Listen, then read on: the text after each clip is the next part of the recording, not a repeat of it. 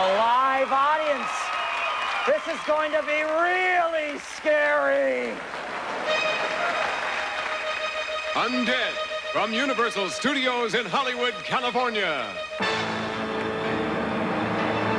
The monster movie capital of the world. It's the Horror Hall of Fame, an all-star tribute to terror, starring Robert Englund, with special appearances by Forrest J. Ackerman, Linda Blair, Big Bob, Veronica Cartwright, Roger Corman, Sarah Karloff Cotton, Chucky, The Crypt Keeper, Phyllis Diller, Joe Dante, William Friedkin, Catherine Hicks, Pat Hitchcock, Jason, Sam Kinison, John Landis, Janet Leigh, Tim Matheson, Ronnie McDowell, Jason Miller, Anthony Perkins, Danny Quintaro, Vincent Price, Joan Rivers, Zelda Rubinstein, Ridley Scott, Tom Skerritt, plus lots of horrifying surprises starting with me. I'm Shadow Stevens. The Horror Hall of Fame is brought to you by Dentyne. We'll take care of your breath. The rest is up to you. And by Hulsa Shampoo and Conditioner. The word means health. The name means beautiful. And by Ultra Slim Fast, a delicious, healthy way to lose weight. Ladies and gentlemen, please welcome your host this evening, the Nightmare from Elm Street, Mr. Robert Englund. Good evening. Good evening, and welcome to the first annual Horror Hall of Fame. Tonight, I'm honored to help honor the movies and the artists that have brought our nightmares to life. Our inductees span both the classic and the contemporary, from the murderous mummy of ancient Egypt to the high-tech terrors of hyperspace. But they all have one thing in common. Through the years, they've haunted us and horrified us. So tonight, they'll get exactly what they deserve, a place in the Horror Hall of Fame. To start things off is an actress who really knows how to play hard to get. Captain Kirk pursued her in Star Trek IV, and Chucky almost caught her in Child's Play. But we finally got her. To present our first honoree, please welcome Catherine Hicks.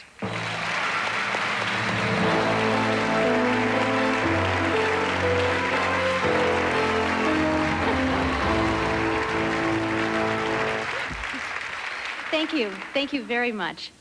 When our first honoree premiered in 1973, it made a frightful first impression, and a sweet little girl got an Oscar nomination for a movie debut that was a real head-turner. Ladies and gentlemen, our first inductee into the Horror Hall of Fame, The Exorcist.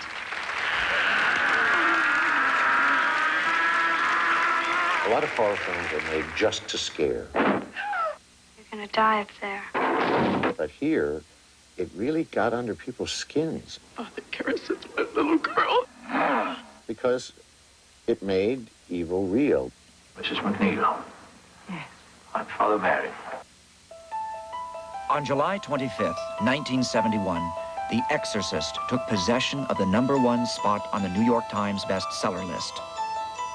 William Peter Blatty's story of a little girl whose body becomes a battleground between good and evil was to become the most disturbing, realistic horror film in the history of Hollywood. One night I started reading it and I just couldn't put it down. I thought it was the most powerful and one of the most profound novels that I had ever read. I called Blatty and I said, Bill, this is great. It's just wonderful. And he said, you really like it? I said, I think it's fantastic. He said, would you like to do the movie? I said, Jesus, do the movie? Well, yeah, I guess so, sure. Friedkin's demand for realism led actor Jason Miller to live with the Jesuits for a month to prepare for his role as Father Karras. During that time, Miller was given a rare opportunity to study the evidence of evil. They allowed me to read the original diary, which was kept under lock and key in the chancery. And this original diary documented day by day by day by day the original exorcism on which Blatty based his novel. Keep away! The soul is mine. Linda Blair was not sent for this job by her agent. Linda's mother brought her in. And I could see immediately that her attitude about it was so open, so flexible. Do you know what she did? Linda Blair was really quite extraordinary. She was a very mature 12-year-old lady, very self-possessed. She was a wonderful person to work with. I mean, for instance, I had to cast her head for the dummy, where the head rotated, with her eyes open and smiling. Now, for her to hold that is very, very difficult. You get very claustrophobic when you're buried under all this molding material. She did it better than any adult I've ever worked with. The actress earned an Academy Award nomination, and because of her professional approach to the satanic storyline, she was spared any psychological scars. A movie's a movie and work is work, and it's not what the story's about. Now, as an adult, I look at it and I say, I'm not so sure I would do it as an adult. It was tough. The film's ominous opening was filmed on location in Iraq, but for the scenes of exorcism, a New York soundstage was specially equipped to create an authentically chilling atmosphere. It would be 17 below in the mornings when we would come in. And by the time we lit and we did some work, it would come up to 0, and that's the temperature they wanted to keep it at. Director Friedkin also used an unusual technique for creating an explosive air of disquiet on the set. I used to fire blank gunshots all over the set, all the time, that would get people really shook up. I made them feel from time to time as though they were in a war zone, which is what the film was supposed to look like. When The Exorcist opened on the day after Christmas, 1973, it was $6 million over budget.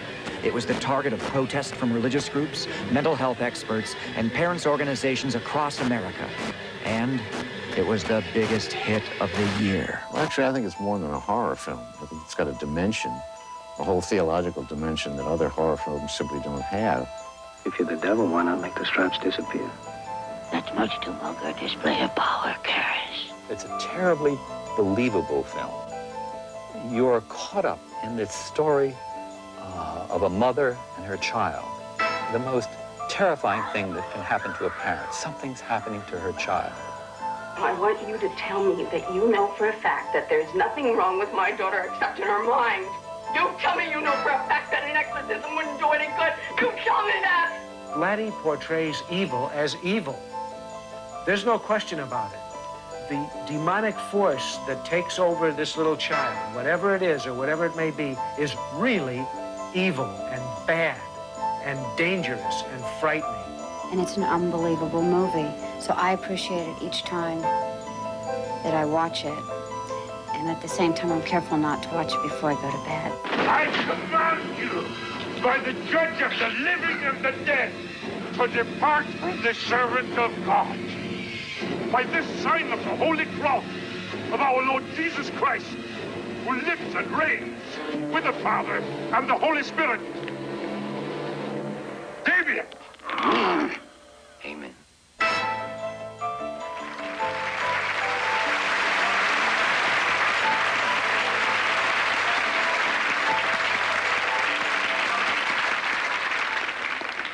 Exactly.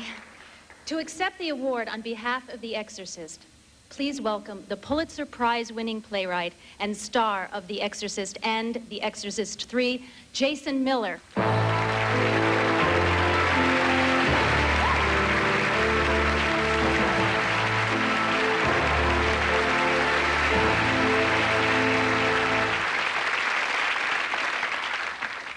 It's a great privilege to receive this tribute. And I would just like to mention the people who made this film, the spectacular success that it was. That's William Friedkin and William Peter Blatty, Linda Blair, Lee J. Cobb, God rest his soul,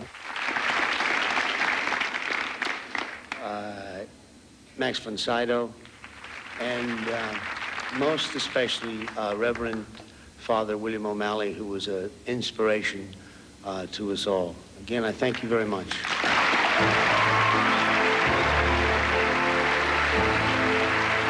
All of tonight's tonight's inductees have been chosen by an internationally renowned board of directors who themselves have made lasting contributions to the genre. But there's one award we'll be presenting tonight that's been selected by audiences across America, the best horror film of the year. Our first nominee is a fantasy thriller about a brilliant young scientist whose world blows up in his face. And while he was obsessed with vengeance, audiences were obsessed with the burning question, who is Darkman?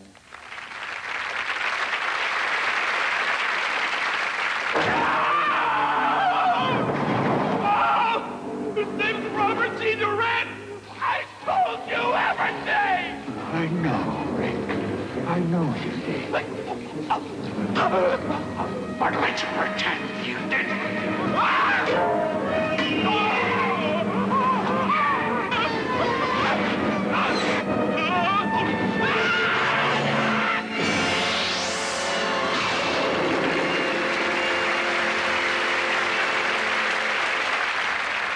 Hosting the first annual Horror Hall of Fame is a grave responsibility.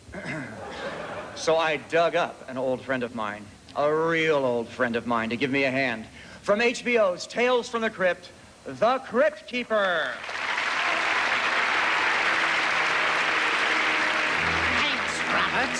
I'll be happy to lend you a hand. Just make sure you get it back by Tuesday. Don't go away, you gorehounds, because Sam Kinnison's coming up, and we know he's a real scream.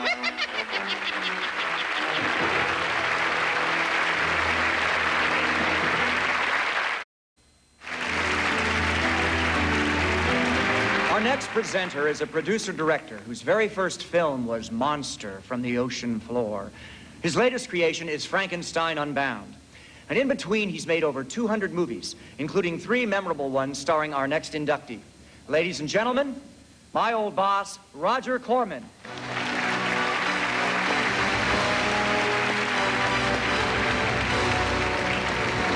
As a young director in 1960, it was my privilege to work with this next honoree on the film The Raven. Now, as a not-so-young director, I'm privileged again to present him as the next inductee of the Horror Hall of Fame, Boris Karloff. Afraid, my dear? There's nothing to be afraid of. Boris Karloff, the movie's Grand Master of Horror, began life as William Henry Pratt, born in 1887, just outside London. Though it's unclear where he got the name, he was calling himself Boris Karloff when he came to Hollywood, where he found work in silent films, frequently as a villain. I don't like you. What's that? Karloff had appeared in nearly 100 movies, but was still a relative unknown when a producer from Universal Pictures remembered him as a surly inmate in The Criminal Code.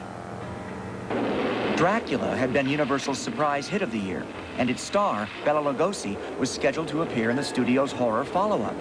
But the new role required extensive makeup, and the character had no lines, so Lugosi passed on the part, and suddenly, fate took Karloff's hand. It's alive! It's alive! It's alive! It's alive! It's alive! Frankenstein, perhaps the greatest horror movie of all, was the turning point for Karloff. He was over 40 when shooting began, and the role was physically taxing and professionally challenging. Each day, legendary makeup artist Jack Pierce took hours to transform Karloff into the monster. For weeks, Boris lumbered around Universal's back lot in asphalt spreader's boots, under layers of rubber, putty, and paint, baking under the hot studio lights. Despite the hardships, Karloff made the creature both tender and terrifying. And today, the monster still stands as the testament to his talent. After 15 years, Boris was an overnight star. I didn't catch your name. Order B.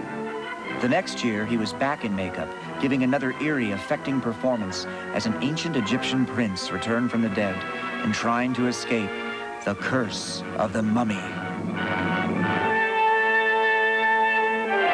By now, his fame was so great that he was billed simply as Karloff. And in The Black Cat, he was teamed for the first time with the man who helped put him at the top. He has an intense and all-consuming horror. Lugosi and Karloff were teamed again in The Raven, before Boris resurrected his most famous role. Frankenstein. In 1935, the horror movie's most memorable creature returned in The Bride of Frankenstein. Critics said it surpassed the original, and James Whale's witty direction and gallows humor complimented Karloff's sympathetic creature, who finally sets things right for both his creator and his monstrous new mate.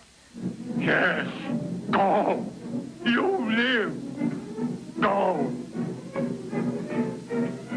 You stay. We belong dead.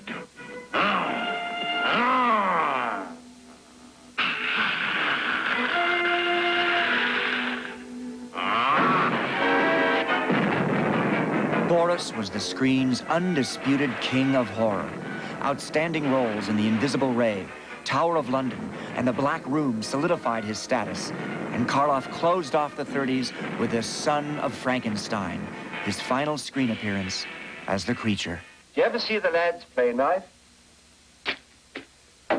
Thought he'd like to do that all over my body. In the 40s, Karloff moved to RKO Pictures, where he starred in Bedlam, Isle of the Dead, and The Body Snatcher, 3 understated, atmospheric chillers. Well, now, this might be a good place for me to go into a little dance, but no, even from me, that would be too frightening. By the 50s, Boris had become a popular guest on TV and radio, where he frequently enjoyed poking fun at his fearsome screen image. Hey, doctor, you sure you can cure me? Of course I didn't think I was sick when I come in here. But But you're very sick. I can cure you. Can you, doctor? I had a patient last week just like you, and I took care of him. Oh, yeah, well, I'd like to meet him. Oh, I'm not going to dig him up just for that. In the 60s, Karloff starred for American International Pictures in films like Black Sabbath, The Raven, and The Terror. But in the movie Targets, he gives a kind of farewell performance. As Byron Orlock, a fading film star, Karloff could well be speaking about himself as he reminisces about his life as a screen legend. Mr. Boogeyman, King of Blood, they used to call me. Marx Brothers make you laugh. Garber makes you weep. Orlock makes you scream. On February 2nd, 1969, Boris Karloff died at the age of 81. Throughout his long career, even in his most menacing roles, the gentle manner of the man is unmistakable. It's easy to see why 5 generations of moviegoers cherish the memory of William Henry Pratt and salute Boris Karloff, the man whose singular talent for terror gave life to the movie's most magnificent monster and made him live in our hearts forever.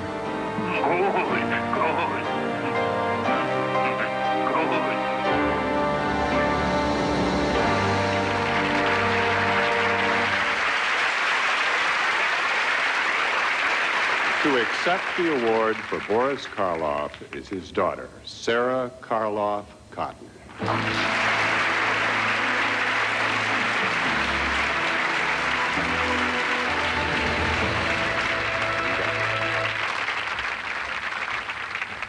Thank you all very much. This is a wonderful tribute to my father's career.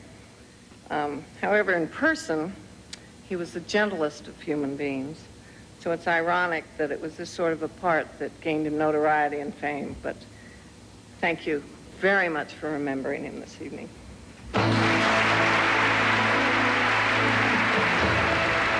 horror fans, plenty of new blood is ready to hit the screen. And we've got a sneak peek at some of the best. They're world screamers. And who better to share them with us than the man of your screams, Sam Kinison!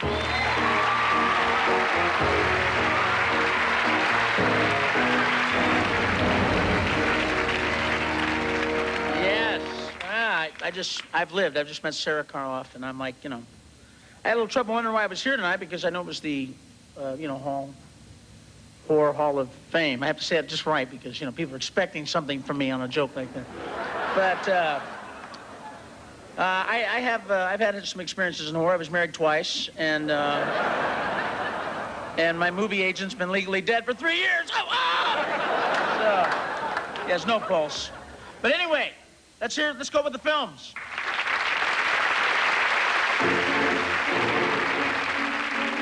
Psycho 4 tells the story of a young Norman Bates. This is some kid. He cuts class and everything else. Oh, oh! I may be well now, but I'm not cured. I'll never be cured. Norman! In Jacob's Ladder, a postal clerk starts seeing really unbelievable things, like mail being delivered on time for a change.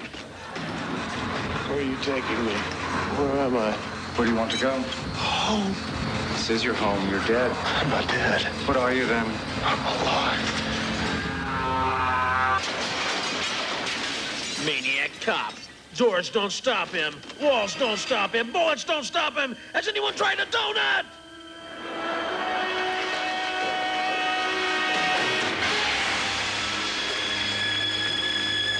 It must be visiting hours, because my friend is back! Graveyard Shift. Stephen King's newest film stars a fat, hairy, slimy monster that eats everything in sight. Only this one doesn't sing the national anthem.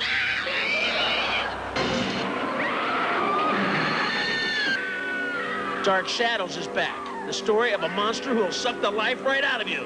Oh, they call them vampires. You know what I call them? Divorce attorneys! Oh, ah!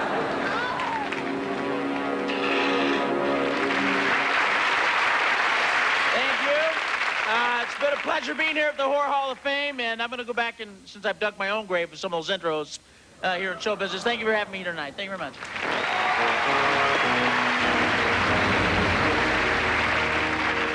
I'd like you all to meet a friend of mine tonight who's really good at making me look really bad.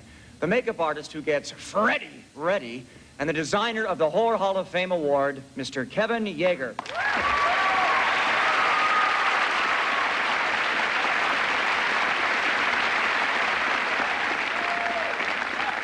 Now, since Halloween is creeping up on us, we invited another master makeup artist to demonstrate his magic.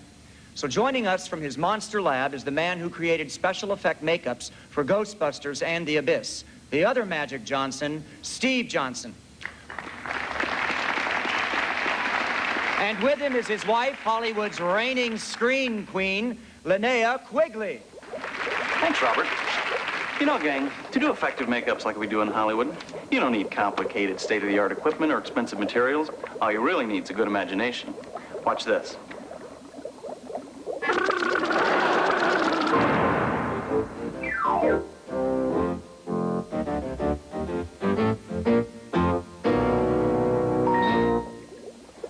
There's lots of stuff you can do at home for Halloween.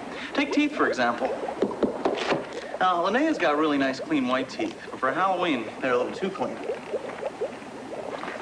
So we come up with a way that you can make scary monster teeth with ordinary, chewy fruit candy and a common, everyday household mallet.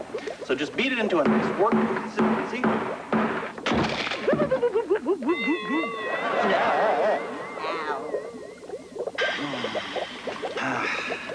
Okay, now that we've got the candy worked into a nice, soft consistency, the next step is to put it into the mouth. So first of all, we'll take the cherry flavored because it makes a nice gum color and place it into Linnea's mouth like this. Dick Smith, one of the all-time greats in makeup, actually invented this technique using chewing gum and peanuts. So you can see there's all kinds of variations. And now you've got some brand new scary monster gums. Next, we'll put the fangs in. So take the lemon flavor, roll them up into some nice, scary, pointed monster fangs, and it's a simple matter from that point to just stick them on where you like them. I always find that if you leave a lot of gum showing when you're making monster dentures, it looks a little bit scarier because animals always show a lot of gums when they're in a frightening mood. So have fun with it.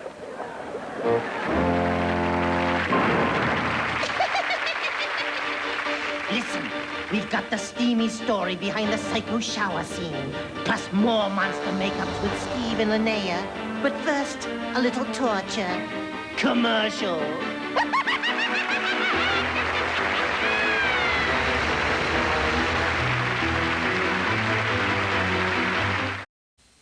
From Universal Studios Hollywood, the Horror Hall of Fame continues. An epic fantasy adventure is our next nominee for Best Horror Film of the Year. When an accused murderer finds refuge in an isolated city inhabited by a race of monsters, audiences discover a whole new breed of terror, Nightbreed.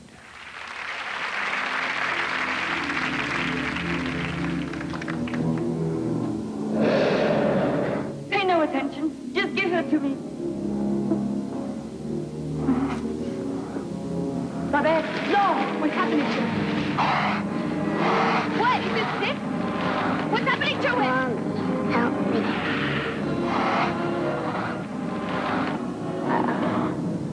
What the hell is this? She likes to play outside. I tell her the sun will hurt her. She's just a child. She doesn't understand. She likes to play outside.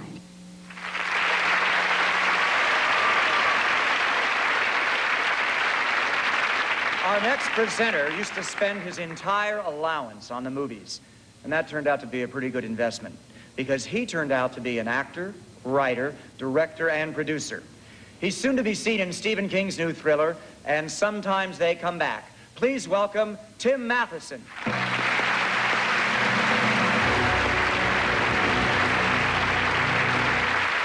Thank you.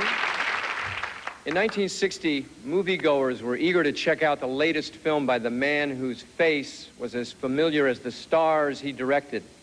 And when Janet Leigh checked into the Bates Motel, it changed the course of horror history. Our third inductee, Psycho.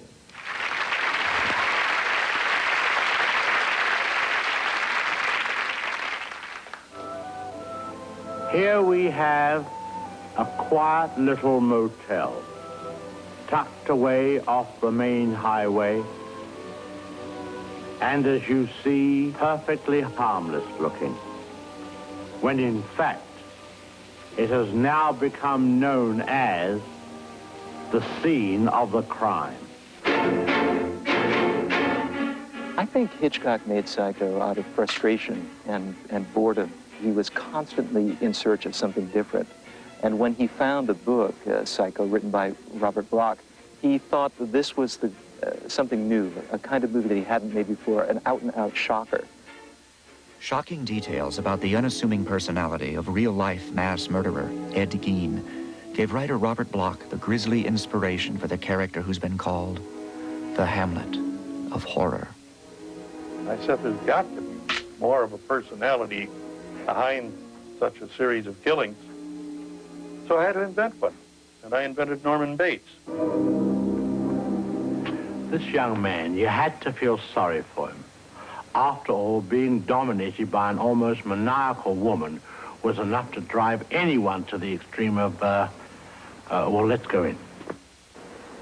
Well, I run the office and tend the cabins and grounds and do little errands for my mother, the ones she allows I might be capable of doing. Do you go out with friends? Well, a boy's best friend is his mother. I love the scene in Norman's parlor. There was such symbolism in that scene, and what was to be was all there, and yet the words were so that you weren't sure that maybe there wasn't going to be something between the two. It's not as if she were a maniac, a raving thing. She just goes a little mad sometimes. We all go a little mad sometimes. Haven't you? Hitchcock planned Psycho to be shot in just 36 days on the meticulously tight budget of only $800,000. He slashed costs by filming in black and white, avoiding glamorous, expensive locations, and using the crew from his hit TV series. But when it came to Psycho's startling shower scene, even his closest associates thought he'd gone a little mad. Psycho is a very controversial movie. There are many reasons for that. The fact that a major star, Janet Leigh, was murdered in the film a third of the way through the movie was completely disorienting to audiences. Also, the way she was killed, there's a tremendous suggestion of nudity and extreme violence as well. You really don't see anything, but your mind plays enormous tricks on you, and that's what Hitchcock bargained on, that an audience's imagination was stronger than anything, and that's what happened. He said he wanted to do something on the screen to shock the people, but yet not show the knife penetrating or the body or anything like that. So he laid this out in cuts, and it now has become one of the famous sequences in motion pictures. And we shot in this shower scene for a whole week on this 30-some day schedule. We spent over 5 days just shooting the shower scene. And it was, well, to this day, I look back on it and I can almost remember every day of it. It was a great experience. Well, Hitchcock in the shower scene knew exactly what he wanted for blood. Shasta had just come out with chocolate syrup that you could squirt in a plastic bottle, revolutionary for its day. And he said that's what he wanted. I think another anecdote that people find amusing about Psycho is what Hitchcock used for the sound of the knife entering Janet Leigh's body in that shower scene. And his sound man, knowing what a perfectionist he was, had this table set up with every kind of melon one could imagine, Crenshaws and honeydews and watermelons. And Hitchcock just sat in a chair with his arms folded very, very stoically and listened with his eyes closed as this man went down the row, stabbing each melon one by one. And Hitchcock, at the end of this session, intoned very quietly, cassava, and that was the sound that he had in his head of what a body sounded like being stabbed by a butcher knife.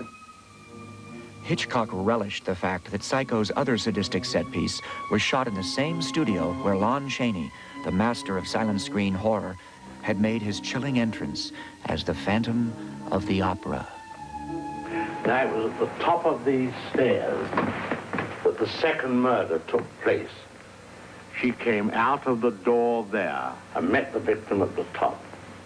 Of course, in a flash, there was the knife, and in no time, the victim tumbled and fell with a horrible crash. I think the back broke immediately and hit the floor. It's difficult to describe the way that the twisting of the In advance of the film's premiere, Hitchcock made sure that moviegoers were tantalized by his own personal publicity campaign. I insist that you do not tell your friends the little, tiny, horrifying secrets of Psycho after you see it. Psycho broke records everywhere from the day it opened. People were lined up around the corners, and the movie hadn't even been reviewed by the critics. Psycho opened on June 16th of 1960. It was still playing in theaters in November. First-run theaters. It was an enormous hit. Psycho became the most talked about, most imitated, and most successful film of Hitchcock's career.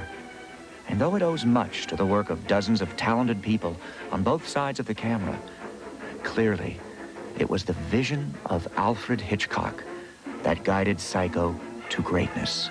If Psycho is a classic, it's because Hitchcock made it so. He made the audience care about the characters and therefore care about what happened to them. And in that, he was way ahead of his time.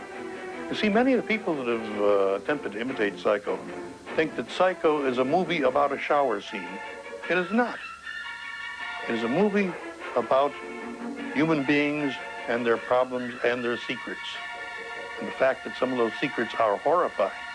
To me, to honor Psycho is honoring Sir Alfred Hitchcock. You know, he was nominated 5 times for the Academy Award and never won once.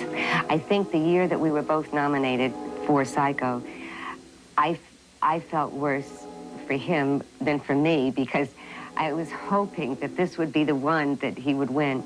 But so I really am proud that we can do this to honor him in this way. I think he's a genius.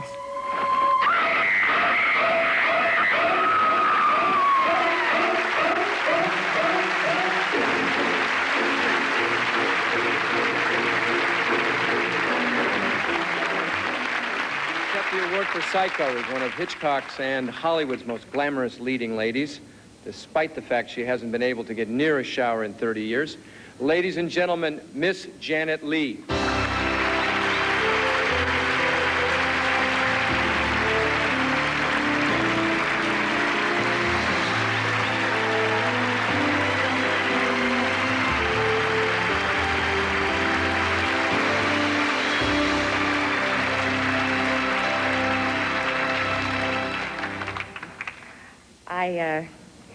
I am indeed pleased to be a small part of this wonderful tribute to a man I truly deeply loved and admired. He would have some wonderful quip to make. I, unfortunately, don't have that kind of command, so I will just say how proud I am. It's kind of like a reunion tonight as well for me, because here is a lady who knew Hitch better than any of us. My friend, my Psycho colleague, Pat Hitchcock.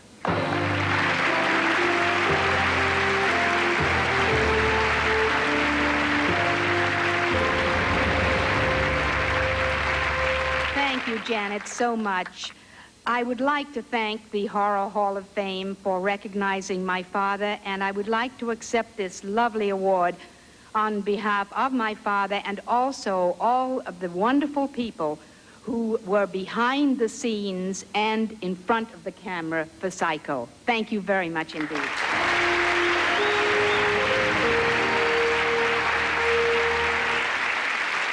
Want to buy a house? You might be able to make a pretty good deal for this place when you consider that the original building price was $15,000 back in 1960 when Alfred Hitchcock commissioned it to be built for his original picture, Psycho. I'm sure that Hitch would be happy to know that Psycho has been inducted into the Horror Hall of Fame. And on his behalf, I thank you.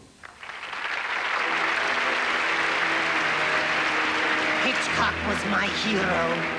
When he yelled cut, you never knew if he meant kill the scene or kill the actors. Tony will be back later in the show, along with the Night of the Living Dead. But first, something even more deadly. More commercials!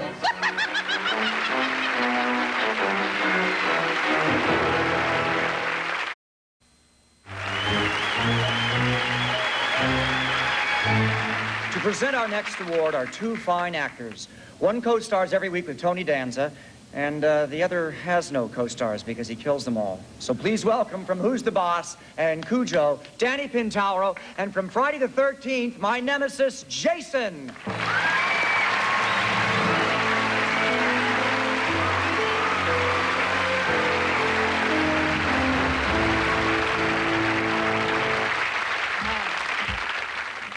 For decades, vampires, mummies, and werewolves got all the good parts in Hollywood's horror movies. Right, Jason? But in 1968, zombies invaded Pittsburgh and Pennsylvania, replaced Transylvania as the new home of horror. Our fourth inductee, Night of the Living Dead. They're coming to get you, Barbara. This is the latest disclosure in a report from National Civil Defense Headquarters in Washington. The unburied dead are coming back to life and seeking human victims. Good Lord. Medical examination of victims' bodies shows conclusively that the killers are eating the flesh of the people they kill. It is happening, and it would appear that no one is safe from this wave of mass murder. To anyone who's experienced the uncompromising terror of Night of the Living Dead, it's obvious that the film isn't just another typical Hollywood horror story. It was created by a small team of producers at a Pittsburgh area ad agency who decided to turn their talents to movie making. It had taken us a number of years of doing commercials and always working toward the goal of making a feature. By us, I mean George Romero, Russ Striner, and myself, and the other people that work with us at Latent Image. And literally the first week that we owned a 35mm camera, we said, let's make a feature now. The group decided that George Romero, the man with the most experience shooting film, would direct. And so we said, we'll do a horror movie, which was fine with me because I've always loved the genre. Romero, Russo, Streiner, and some other friends each put up $600. Relatives and business associates were also persuaded to invest in the project. But they still had to make their movie for less than many 30-second commercials cost. So they kept their plans modest. The only thing that we made a conscious, concerted effort to do was to do the best film we could with our $60,000. Russo and Romero came up with a screenplay inspired by I Am Legend, Richard Matheson's story of the recently dead who come back to life in search of human blood. Locations were selected, and the cast, a mixture of professional actors and friends, was assembled. At the beginning, they called their film The Night of the Flesh Eaters, and shooting began in the summer of '67. All of us had to wear many, many hats, so you might find me changing magazines and wearing ghoul makeup while I'm doing it. For the real aficionados of the film, they see George Romero playing the part of a TV reporter, and that was a sequence that I filmed. So we all kind of did whatever we had to do to get it done. Streiner also played an important role on screen as the ghoul's first victim. I was a warm, willing body as opposed to some very, very tough casting audition. That's not true. I think he did an excellent job, and certainly his famous line in the cemetery has stuck with horror fans for the past 22 years. They're coming to get you, Barbara. Judy O'Day as Barbara brought a tremendous energy to her part. She seemed as if she was really frightened, afraid for her life, and she ran like a demon when she was being pursued by the zombies, and she never did let up for a minute. Dwayne Jones was very intelligent and sensitive, and he certainly was responsible to a large degree for the believability of the picture. After working in their spare time for more than a year, the producers sold their finished film to a distributor. They discovered that The Flesh Eaters had been used, so they gave the movie a brand new title. The world premiere was in Pittsburgh in October 1968. We went out and brought popcorn and went out and watched it at a drive-in. And that was a big moment, too, because we could actually go out and see one of our movies in a drive-in, man. So we were in the big time. Night of the Living Dead was a box office success from the start, but its reputation as something more than just another horror film grew when it began a 2-year run as the midnight feature at Greenwich Village's Waverly Theater. And it became one of those movies that people went to, goof on and recite the dialogue to and sit and watch over and over and over and over and over. The movie quickly became a cult favorite, and critics began to take notice. Rex Reed, movie critic for the New York Daily News, wrote, "If you want to see what turns a B movie into a classic, don't miss Night of the Living Dead." The prestigious British film journal, Sight and Sound, said, "If you do like horror films, this may well be the most horrifying ever made." And the movie was even screened at the Museum of Modern Art. Night of the Living Dead was one of the few horror films at that time that did treat horror seriously. And it's probably very frightening because everybody's afraid of death, and now you have a death that's not even final. You die and you come back, and the dead turn on the living. And so it's sort of death multiplied exponentially. Action zombies! Now, after more than 20 years, the producers have gotten together to bring a new version of their terrifying tale to the screen. I think the remake of Night of the Living Dead is going to have the same impact as the original. And I think what it's going to do is reaffirm all the reasons why the first picture was successful. The film has grossed over $15 million at the box office and has been translated into 17 languages. And despite remakes, sequels, and dozens of imitators, no picture has surpassed the stark power of the black and white classic. John Russo offers what may be the definitive explanation for Night of the Living Dead's enduring appeal. I heard an interview once with Tommy Dorsey, and they asked him why did his music stand the test of time, and he said, well, because it was pretty good music. And that's probably the truest thing that could be said for Night of the Living Dead. It was a real good horror film. It scares people, and that's what horror films are supposed to do. Help me! Oh, help me!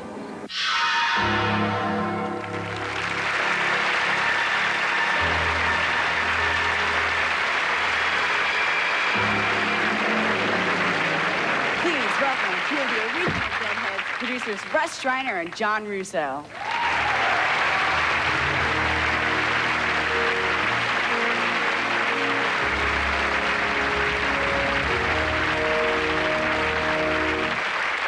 Well, on behalf of Deadheads everywhere, thank you very much.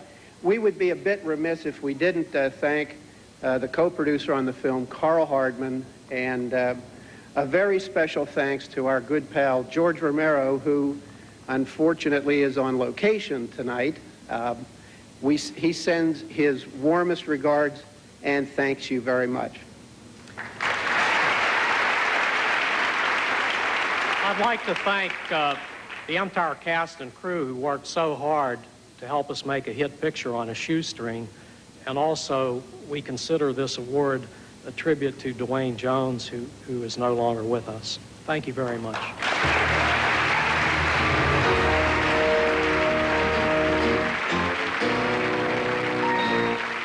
A good gash doesn't have to leave you scarred for life. All you need is some unflavored gelatin and some simple grease paint. Just mix up the gelatin with hot water according to directions, and then make sure you let it cool a little bit before you apply it to the skin, and you're ready to go.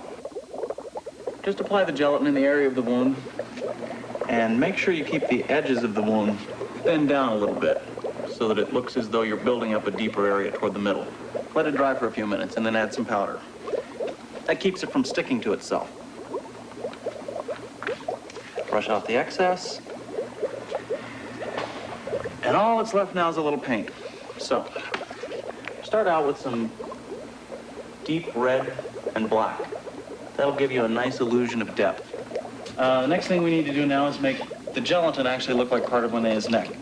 So, we'll put a little flesh color paint on it. Now I'm just going to model it up a little bit with some purples and blues for bruises, and yellow. Never forget the yellow. That looks pretty good for a quickie.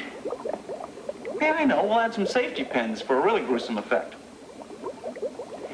And make sure the safety pins are razor sharp, because if they're not, you might ruin your makeup. Now we'll add one last pin. Oh! Well, I guess you better forget the pins.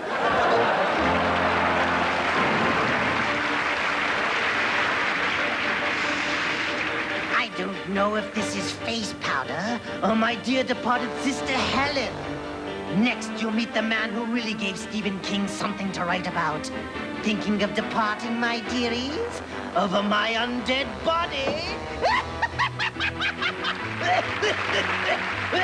Guests of the Horror Hall of Fame stayed at Le Parc, a deluxe all-suite hotel of L'Hermitage International, centrally located in West Hollywood, California. Promotional consideration provided by Preferred Stock, the extra smooth cologne for an extra special man. A distinctive gift, new from the House of Stetson. Exclamation, the fragrance that makes a statement without saying a word. Punctuate the air with wit and style. Exclamation, a now kind of fragrance from Coty.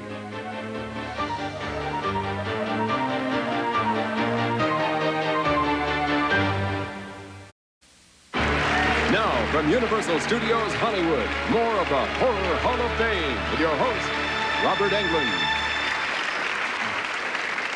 When I was growing up, kids like me had to hide this magazine. It had something better than naked girls. It had naked ghouls.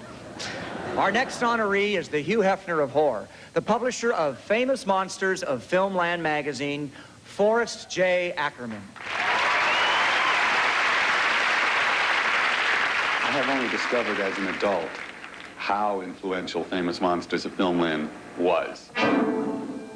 Wouldn't be surprised if my real interest in movies, serious interest in movies, started with that magazine. I don't think there's another person on the planet like Forrest Ackerman. In Horrorwood, California, there lives a man known as the Sultan of Sci-Fi, the master of monsters, Dr. Acula, Forrest J. Ackerman. Who dares disturb the sleep of the vampire? Oh, I bid you welcome. Don't be afraid. Meet the Acker Monster, known to an entire generation of horror film fans as Uncle Forey, creator and editor of Famous Monsters of Filmland magazine. A magazine that made mothers cringe and made young boys who dreamt of monsters do anything to get it. My mother wouldn't let me have them in the house. I saw them at my cousin Scott's house, and I would, read them voraciously, really pore over because it was the only magazine out there that actually told you how it was done. Other magazines tried to imitate, but none had Forey's touch, his true love of science fiction. From the time the first issue of Famous Monsters hit the stand in 1958, through over 200 issues and beyond, the magazine and its creator became almost as famous as the famous monsters themselves. I get almost daily reinforcement letters from young men now in their 30s or so. They say, you made my childhood, and I just lived month for month for your magazine. And these kids grew up, one of them was 14 years old, a man who now gets $10 million advances for books he hasn't written yet, but Stephen King sent me his first story when he was 14. And all around me, little boys have grown up and turned out to be John Landis and George Lucas and Steven Spielberg and Tobe Hooper and John Carpenter and Rick Baker, Monster Maker. I just recently was looking back through some of my old issues to try to find some pictures I needed for reference for a makeup I was going to do, and it really brings back a funny feeling of the whole time of my life when I had these magazines memorized. I knew what was on each page in each issue of Famous Monsters of Filmland. And it took the subject seriously. I mean, it was funny, and it had a lot of puns in it, and it was written for an 11-year-old, which was great. But also, it had a tremendous amount of history in it. I mean, he legitimized a very sort of illegitimate kind of movie making that was not taken seriously by anybody but the people who did it. And I think that we all owe him a lot. Forey is important, and he's important historically. He's, from the time he was a kid with those other weird kids, Ray Harryhausen and Ray Bradbury, they had a very distinct vision of an appreciation of fantasy, not just as pulp, but as a genuine literary or cinematic art form. I've got the president on the electroscan. John Landis has so much respect for Forrest Ackerman that he made him the President of the United States. Come in, men of Moon Rocket 1. In his film, Amazon Women on the Moon. We read you, Mr. President. This is a proud day for all Americans. He did a much better job than the current president. Forey's a natural. In fact, he's been in lots of films. It's sort of a payback for his inspiration of a generation and for being the ultimate science fiction fanatic. They're running low on liners. You think you can catch up? Don't worry. I'm keeping our spacemen happy, getting things squared away. While movie makers like Landis work to preserve Forey forever on film, he has continued to chronicle the history of horror films, even though Famous Monsters of Filmland is long gone. In the Acker Mansion, where the Acker Monster lives, is the greatest collection of monster, sci-fi, and horror movie memorabilia ever amassed. In 1926, when I was 9 years old, the science fiction magazine jumped off the newsstand, grabbed hold of me and said, "Take me home, little boy, you will love me."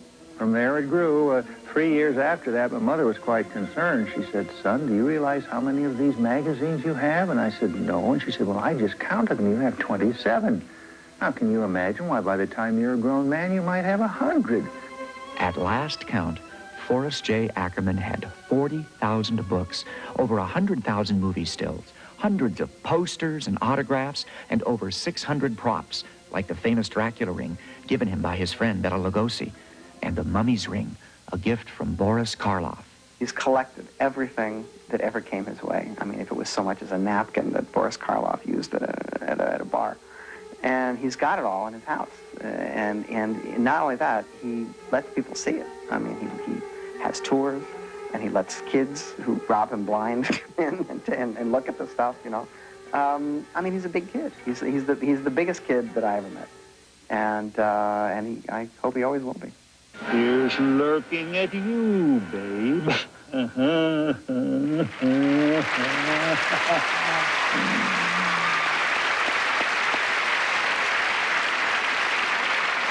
To present the award to Uncle Forey, Rick Baker, Joe Dante, and John Landis. This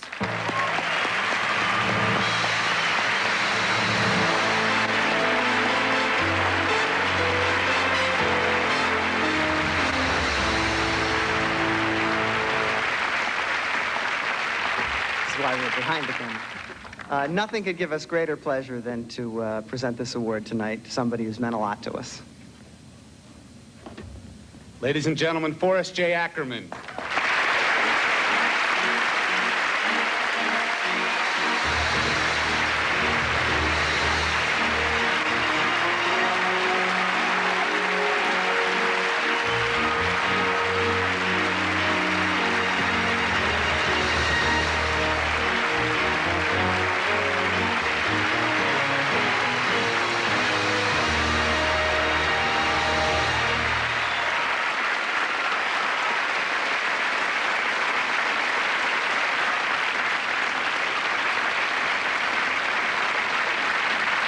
These are three little lambs that I led astray.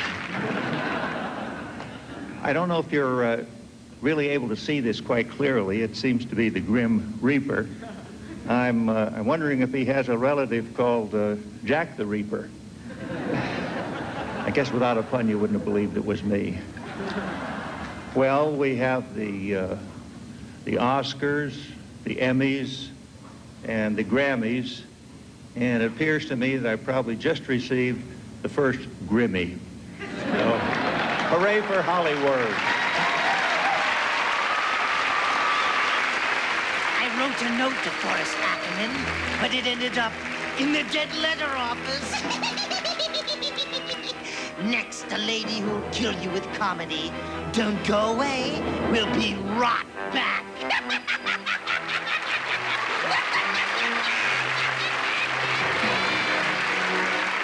From Universal Studios, Florida, Secrets from the Horror Hall of Fame, brought to you by Halls. Bela Lugosi's cape cloaked a secret he took to his grave. I'll tell you more after this. Bela Lugosi was truly haunted by his most famous role, Dracula. He always wanted to be buried wearing his famous cape and ring. On August 16th, 1956, his final wish was granted. I'm Robert Englund from the Horror Hall of Fame. As you know, tonight we'll be presenting an award for the best horror film of the year that you, the moviegoer, chose. All nominees were selected by the editors of Fangoria magazine. The winner was determined through a national poll with votes cast by moviegoers attending Cineplex Odeon Theaters, the nation's leading innovative theater circuit, with more than 1,700 screens in the U.S. and Canada. The poll was conducted in conjunction with Movies USA magazine, the #1 in-theater magazine for moviegoers. The results from this exclusive Cineplex Odeon poll have been tabulated and will be announced later in the show. Now, let's take a look at a movie whose stars have great legs. I'm sorry. 8 legs. Our third nominated film, Arachnophobia.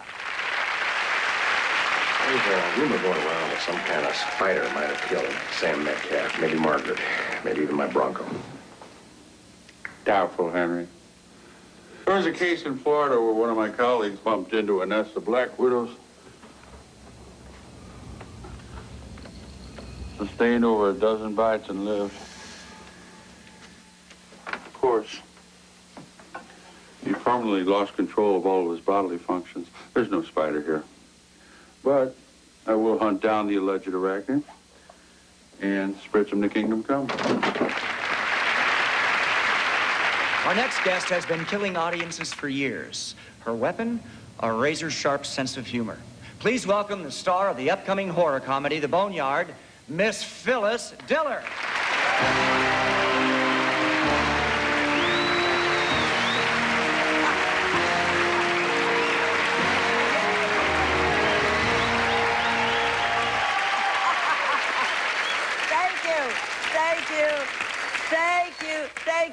felt so comfortable in that cave, it reminds me of my kitchen.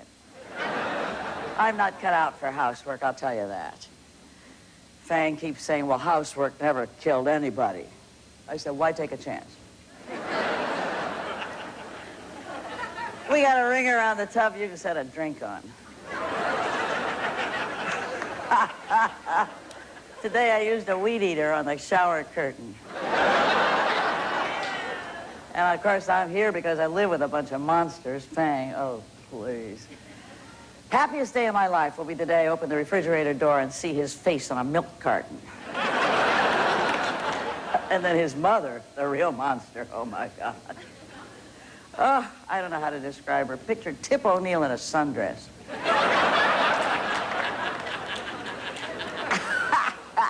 Halloween, we don't buy a pumpkin. We put her in the window with a match in her mouth. You talk about old, her Social Security number is 2.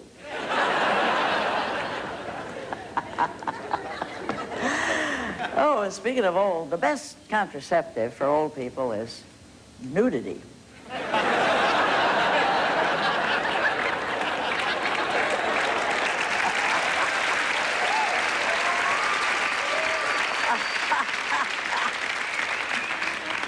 And be nice to your children because they will be choosing your rest home. I've already chosen one for Fang's mother, the Charles Manson Healthcare Center. That old bat. She went to the doctor with a pain under her left breast. Turned out to be a trick knee.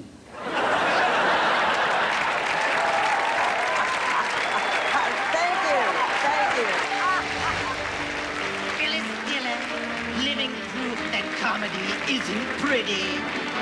Yes! Now don't space out, because our next inductee is really out of this world. From Universal Studios Hollywood, the Horror Hall of Fame continues. Keeping in the spirit of things, our next presenter is a lady who's loved by horror fans from ghost to ghost. From Poltergeist, please welcome Zelda Rubinstein.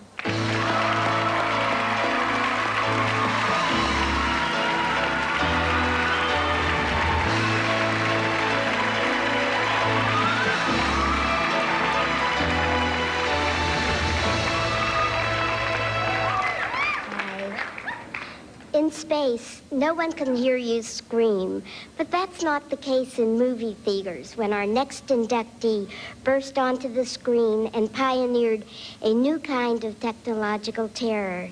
Our sixth inductee is Alien. You may have figured out not home yet. Only halfway there. Mother's interrupted the course of our journey. Seems she has intercepted a transmission of unknown origin. She got us up to check it out. A transmission? Out here? When Alien, the technological space shocker, was unleashed in 1979, it proved that with a terrifying twist, the classic tale of Monster in the House could still grab an audience. Though the action takes place millions of miles from Earth, for screenwriter Dan O'Bannon, the heart of the story was very close to home. I wasn't just manufacturing this. I reached into my own self and found what frightened me. And it was fairly grueling to write for that reason. What O'Bannon envisioned was a 50s B horror movie. But like the Alien itself, the film quickly evolved into something awesome. An $8 million journey into terror. At the helm was director Ridley Scott. In any material, whether you're doing comedy, whether you're doing horror, whether you're doing science fiction, or whatever you're doing, the nearer you can get to the truth, then the stronger it's going to be. It was Scott's vision for detail that turned a run-of-the-mill monster movie into an instant classic. The film was shot at Shepperton Studios in England, where an alien world and an entire spaceship was created to turn fantasy into reality and to get the actors in the mood. Remember how impressed they seemed by it? It seemed to immediately put them into a different frame of mind when they saw what it was they were going to be working in. They saw the seriousness of it. I can't act. All I can do is use reality, and it was damned uncomfortable in those tunnels that we were working in. It was hot and uncomfortable, and I played the discomfort, and the discomfort reads as horror. Every detail of the film was slaved over, from the surface of the alien planet to the alien itself. And it was that fanatical commitment to realism that left audiences quivering in their seats. But it also left the actors a little shaky, because while everything looked authentic, mechanical details like the oxygen tanks in the spacesuits were sometimes overlooked. They also forgot to put an air hole in there. So we were breathing our own carbon dioxide, and we were dropping like flies. We had to keep taking helmets off them and on them, because if one of them would say, I'm suffocating, we'd start to panic, Finally, for a lot of the distance stuff, far distance, Ridley's children did the part. So it makes, it's that old process of using smaller people to make the place look bigger. And once his child passed out, they started realizing something was really wrong. The alien was clearly the star of the show. He got top billing and most of the attention. After all, it was the hardest part to cast. Designers tried for a year. Then Swiss artist H.R. Giger was brought on board. His bizarre practice of using real animal bones to get what he calls a biomechanical look, combined with Ridley Scott's ominous vision, gave birth to Alien and won Giger an Academy Award for design. Giger's workshop was off limits to everyone but Ridley Scott, so the actors had no clue what the alien looked like until they came face to face. In fact, they all met for the very first time over lunch. The creature came in under wraps, literally, came in a bag. And so what we did was we rehearsed the scene with the and I told them what was going to happen, that something would occur to John Hurt. What? So John Hurt spent the entire morning being installed in this table with a hole in it, and having a false lower body attached to him. So we go down to the set. The stench was unbelievable, for one thing. You thought, oh, God, what's going on? They had big buckets of guts and kidneys and fabulous little orts in formaldehyde. And everything was shrouded in plastic. All of the camera crew were wearing raincoats, and they came over to me and they said, you'll be getting a little bit of blood on you, but... So I said, okay, fine. I had 5 cameras on it. I only wanted to do it once. So then we brought the actors in, and we brought it up to where we left off in the action. And then at a certain point, we just hit all the lines. And the thing came rocketing out.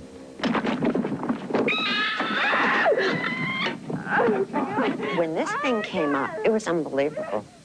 They had a jet pointing at my face, a blood jet, which I was going to get a little blood. No, hit me square in the face. All of the reactions are the first-time reactions. I flew back over the back of the couch. I mean, in the dailies, there's one shot of me with my cowboy boots sailing up like this. Technicians rushed in from the side and picked up Veronica and carried her limp off the set like an accident victim, drenched in fake blood.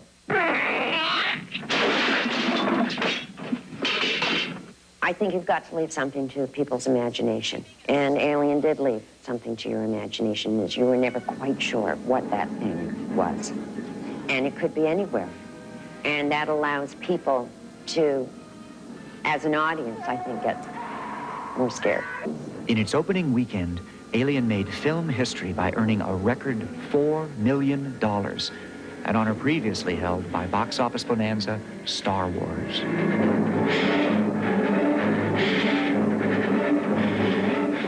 When you look at it today, 12 years after it was made, I don't think you'd find it has lost anything with time. And I think a true classic is one that when you can look at it afresh 20 years from the time it was made and say, it's lost nothing at all of its emotional content, what it does to you. This is Ripley, last survivor of the Nostromo. Signing off.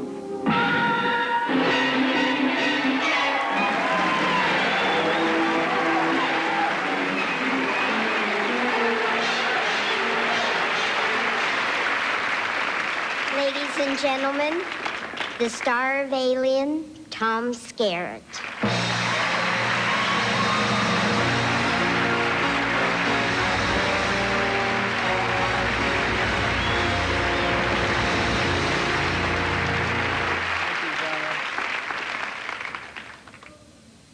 Well, I feel very privileged to have this honor to accept this for Ridley Scott and Gordon Carroll, David Giler, and Dan O'Bannon. I must say that Ridley, apart from directing this film, operated the camera as well, which is a very subjective thing to do. And I recall this scene here that we just saw, the John Hurt extreme indigestion scene.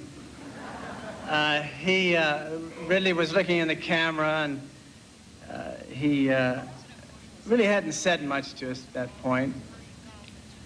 And he looked in the camera, and after the scene, he lifted his head a little bit, and he squinted his camera eye, and he said,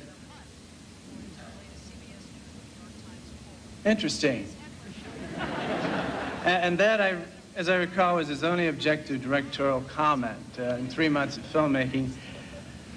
But it also sums up what my experience was working with Ridley Scott in this film, which was very interesting. And thank you very much for this.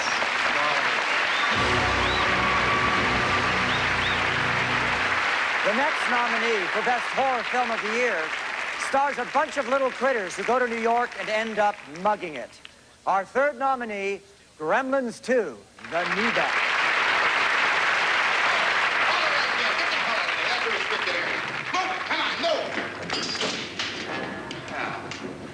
I caught me a little terrorist, huh? What's in the bag? Nothing? Yeah. Well, let's have a little look at that nothing. Give me. I really wouldn't do this if I were you. Yeah, but you weren't me, are you?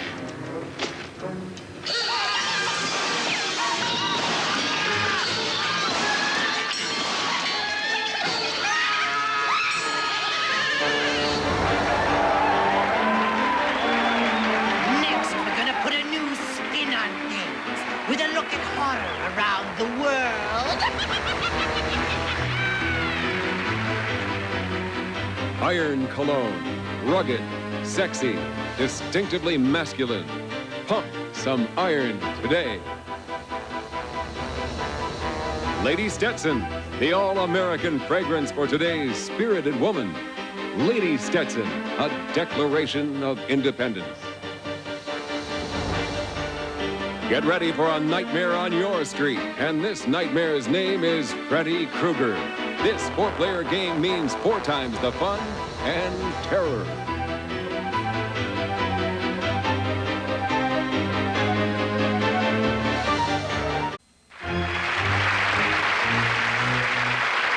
So far, all the films we've honored have come from the USA.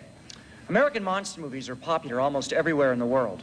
But tonight, we'd like to give you a rare glimpse at the creatures of other countries, sort of grand tour of terror. Your guide for this rare odyssey is the rising star of horror, a real little terror, the star of Child's Play 2 and Barbie's worst nightmare. Ladies and gentlemen, here's Chucky! Thanks, Robert. Hey, thought you weren't gonna be in makeup tonight. All right, listen. I'm here to show you some great moments from horror flicks around the world. Roll it, Fellini. If it's a really little Dutch treat from Holland, it proves that waiting for an elevator can be murder. It's called the lift. Oh, it's moving again. Help!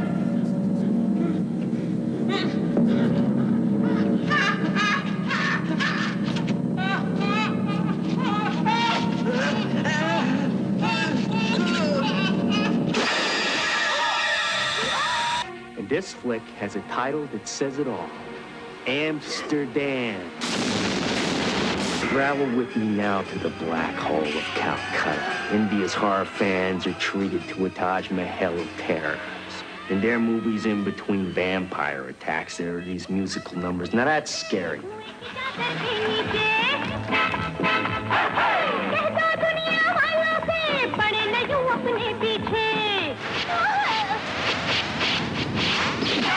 When it comes to horror movies, get nervous if it says made in Hong Kong.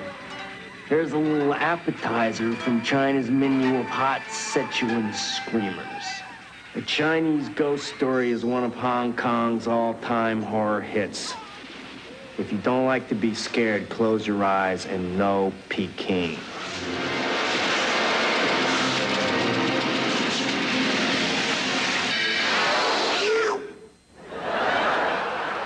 Okay, so they're good.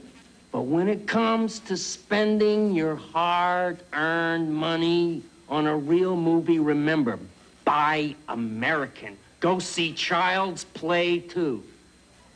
That's it, England. Get my limo. I'm out of here.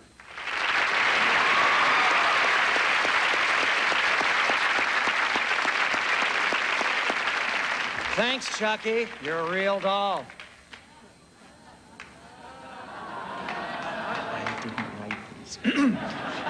Our next honoree is an actor who's appeared on the Shakespearean stage, but on screen he's known to millions of fans as the Merchant of Menace. We're happy tonight to give him another well-deserved title, the 7th inductee into the Horror Hall of Fame, Mr. Vincent Price.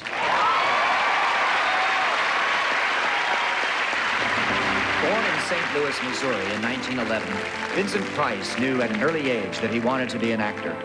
In 1935, he made his debut in a small part in a London musical and soon won the coveted role of Prince Albert opposite Helen Hayes in Victoria Regina. After a successful Broadway run, Vincent went to Hollywood, where he got his first taste of terror from Boris Karloff and Basil Rathbone in The Tower of London. Then, in 1940, Vincent mysteriously disappeared in The Invisible Man Returns. For the next 13 years, Vincent's horror career seemed dead, until it suddenly sprang to life in the 3D classic House of Wax, with Price as a deranged sculptor who uses his art to mask a sinister secret.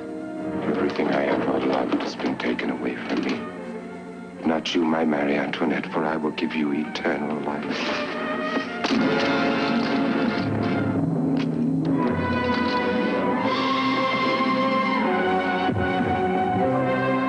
Inspector, it's in the garden. Come quickly. Please, Monsieur Delambre. Philippe has seen it. It's there. I beg of you, please, please. All right, show me where. Though he continued to play in straight drama, by the late 50s, horror was hot again. And Vincent's reputation as a monster movie idol grew as he played the helpless, horrified brother of The Fly. It's a good boy, Philippe.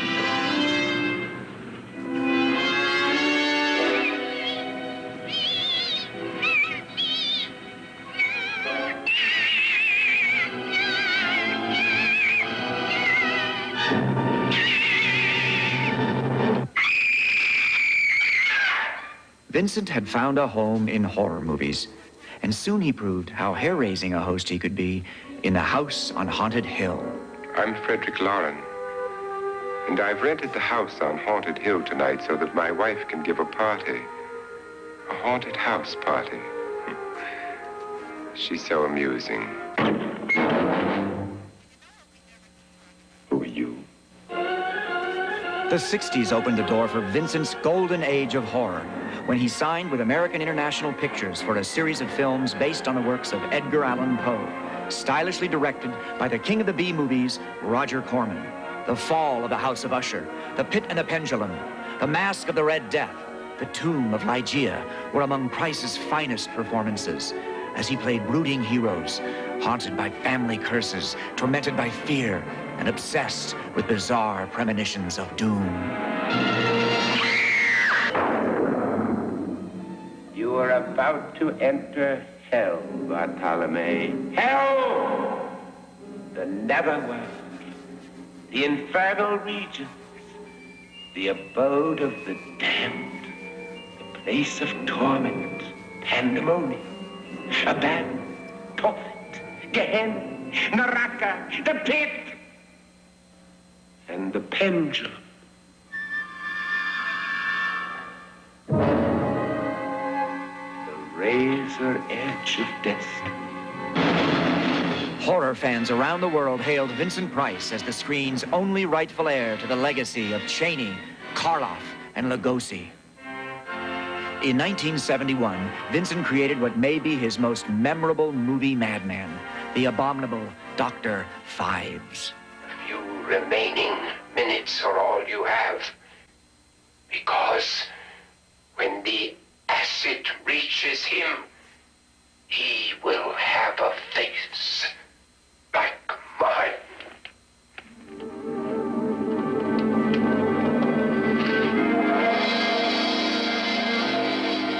Phibes rose again for a sequel, and Vincent continued to add to his gallery of ghoulish creations in films like Madhouse, Theater of Blood, and The Monster Club. In the 80s, Vincent conquered a whole new medium, the music video, as the monster rap master for Michael Jackson. And though you fight to stay alive, your body starts to shiver. For no mere mortal can resist the evil of the thriller. For half a century, Vincent Price has been scaring us in the dark. And he continues to shine as one of Hollywood's brightest and best-loved stars. Without a doubt, he's brought a unique, macabre magic to movie history. A truly priceless contribution that lives on and on. Is there no end to your horror? No. None whatever.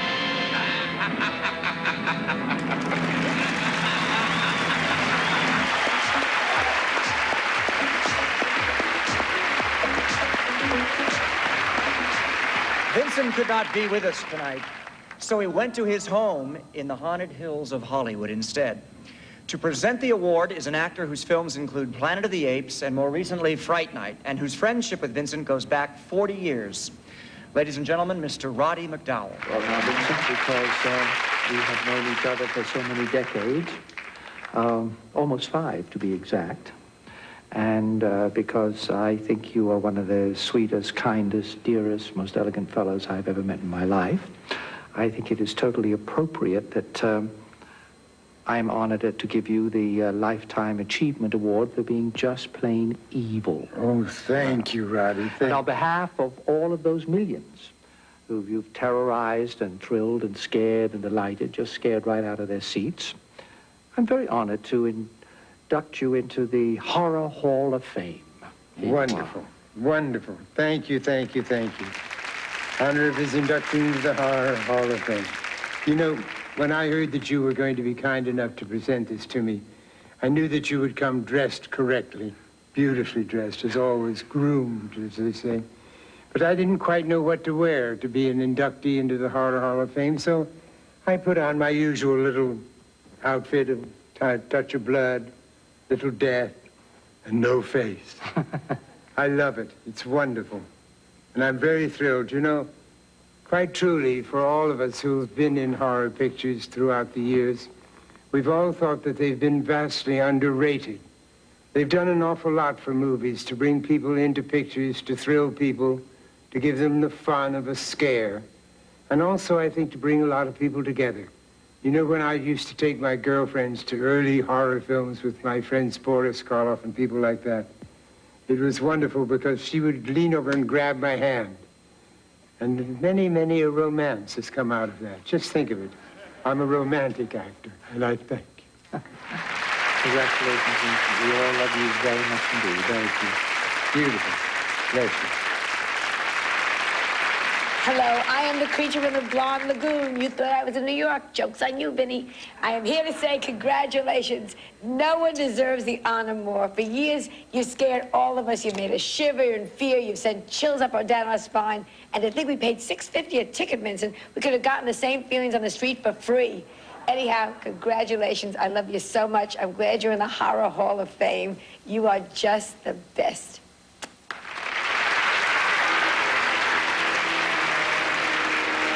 Whoops! I got buried under all this paperwork. Somewhere here is the winner of the best horror films of the year. Dying to know, aren't you? Good. You'll find out after these gravely important messages.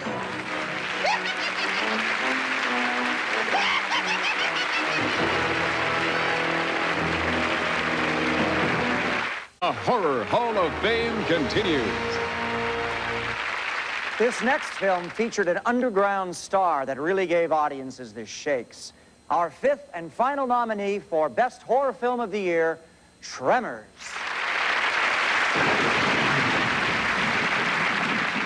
Must be a million of them. Nope, just one.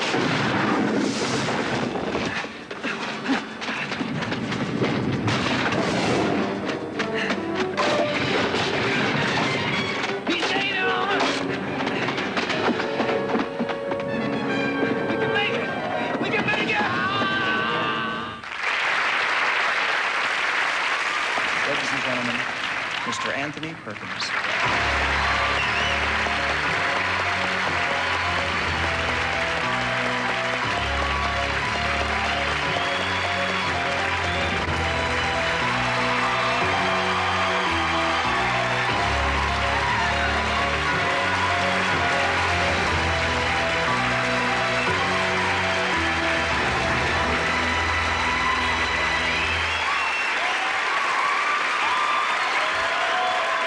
Thank you very much. Somebody said, oh yes, okay, there it is, a huge monitor with all the, but it's not so huge that I'm not going to need these. Okay. I'm here tonight to present the award for the best horror film of the year. The nominees are Darkman. I didn't see that. Nightbreed. I'm sorry I missed that. Arachnophobia. I'm definitely planning on that one. Gremlins 2.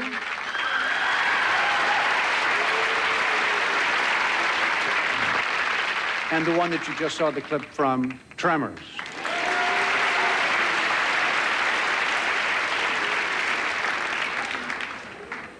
The winner, Arachnophobia. Accepting the award is the director of Arachnophobia, Mr. Frank Marshall.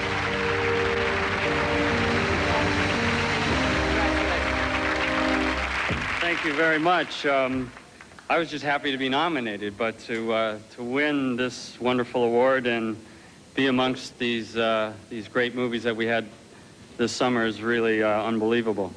As most of you know, it takes many, many different people to make a movie. So I'd like to share this award with some of them.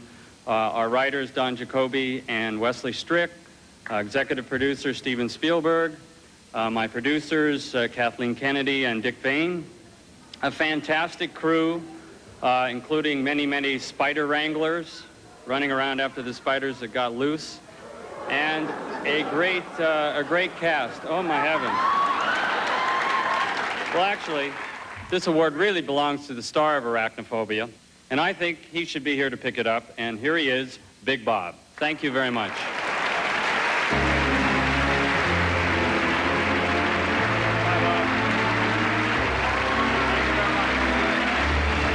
The Horror Hall of Fame from Universal Studios Hollywood.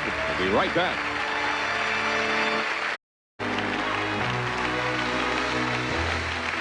Congratulations to all of the Horror Hall of Fame inductees.